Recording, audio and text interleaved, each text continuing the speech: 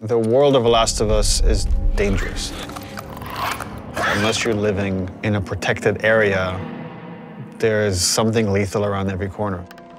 Once you venture out of your home, you're in danger. And where we're taking the story and where we're taking Ellie is like each step of the way, she's putting herself in more and more danger to bring these people to justice. I would say that the world, in every sense of the word, is bigger than The Last of Us Part 1. Both in scale and the amount of physical space that exists for you to explore, for you to encounter other people. Yeah, this route has its perks.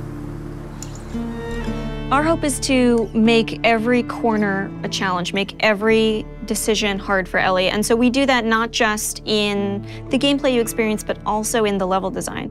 So part of that is making certain experiences really hostile, be it through weather or through rivers or craggy cliffs or slick snow. But we also use it in terms of how blind the player is. Like, what can they see? How safe do you feel? Can you see a threat coming around the corner? You never know if the bullets in your gun are going to be enough. You never know if you can stop and bandage your arm. You can never fully breathe. And we want you to be in alignment with Ellie, who can never fully breathe when she experiences this trauma. For Jackson specifically, we wanted to make it feel like a very close-knit kind of community that's focused on family, focused on sustainable ways of living. I obviously have the hydroelectric dam generator that's powering the town, so we have, you know, electricity in Jackson, which is not something that maybe players would expect to see in the world. But given that we're further in time, we wanted to show that there are certain people dedicated in the world to rebuilding a life that doesn't revolve around killing people and scavenging.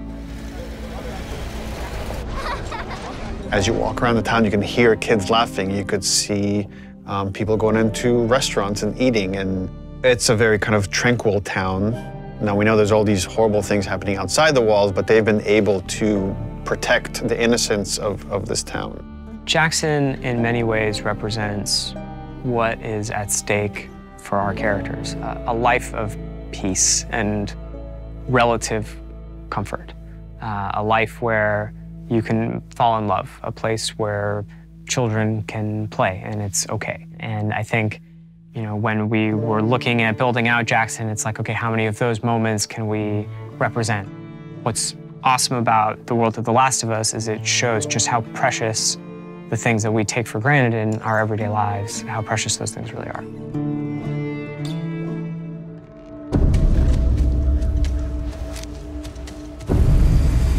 Seattle, compared to Jackson, is very different. It's more of a war zone, I would say.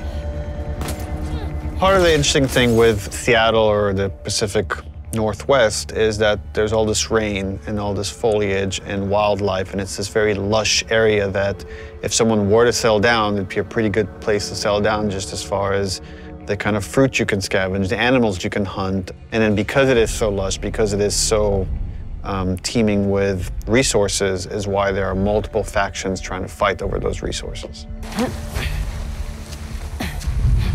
One faction you run into in Seattle is the Washington Liberation Front. When the outbreak happened, the military took some pretty drastic actions and quarantined parts of the country. And this was their way of protecting the population that has survived this horrendous outbreak. And because of that, it led to a rise of these resistance groups. And in the first game, we saw the Fireflies.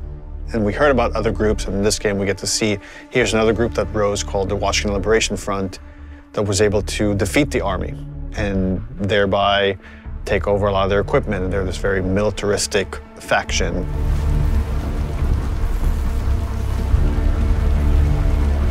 And at the same time, you have the Seraphites. And they're a religious group that also came up out of the outbreak that believed that the pandemic came because of sin. They're trying to reset the world and return it to a better place than it was. In The Last of Us, almost any group that has survived this long has to be dangerous. If you're not dangerous, you're not going to survive. You're going to become someone's victim. And the two factions you run into are both very dangerous. The WLF has a lot of military equipment, that they're able to use to defend this area, and they have large numbers, whereas the Seraphites are very quiet and stealthy and able to use the large amount of foliage to their advantage, and they fight more in this kind of guerrilla warfare. How you deal with them is going to be different because they have different language, they have different communication style. The scars will whistle to each other with this different language. And they have some of the stuff that you have. You have a bow and arrow, they can hit you with arrows and impale you, and you have to pull the arrow out. They have big sledgehammers and melee weapons. The WLF, they have trained dogs that will sniff and attack you. Dogs are a new level of threat that Ellie hasn't had to negotiate before, and hopefully they create a new complicated choice for the player. We saw in them an opportunity to challenge people's perceptions of what a combat setup can be. We wanted to find really hard choices. The dogs themselves have names. They're called out by their owners. We wanted every setup to be challenging. That smell. Looks like infected did this. How many do you think it would take to bring down a moose? Infected are still a threat in this world. We wanted to take first our basic classes that we had in the first game and say, okay, what's different about them now? So we'll have scenarios where way more runners, like we can have hordes sometimes of runners coming after you, and it might be about just escaping because the odds are just overwhelming. You know, this thing just keeps mutating. There's certain evolutions of infected that you haven't seen before, certain new classes. There's the shamblers, which kind of have these exploding acid clouds when you get near them. You're running down a hallway and you have to suddenly make a decision like, oh, do I want to take the damage and go through this cloud, or find some other route, or go back the way I came? And it kind of forces you to, on the fly, kind of make new decisions about how you're going to deal with the threat behind you or potentially in front of you. So again, it's about how do we make fighting against infected intelligent. So when you come on a space, you're listening to audio cues because different classes will make different sounds. If you just go in guns blazing and throw caution in the wind, you could easily get overwhelmed and regret that strategy. That level of uncertainty and instability is something our characters have to carry with them every day as they go out into the world to protect the people they love most. And that threat is banging on their door every day. I really hope you make it.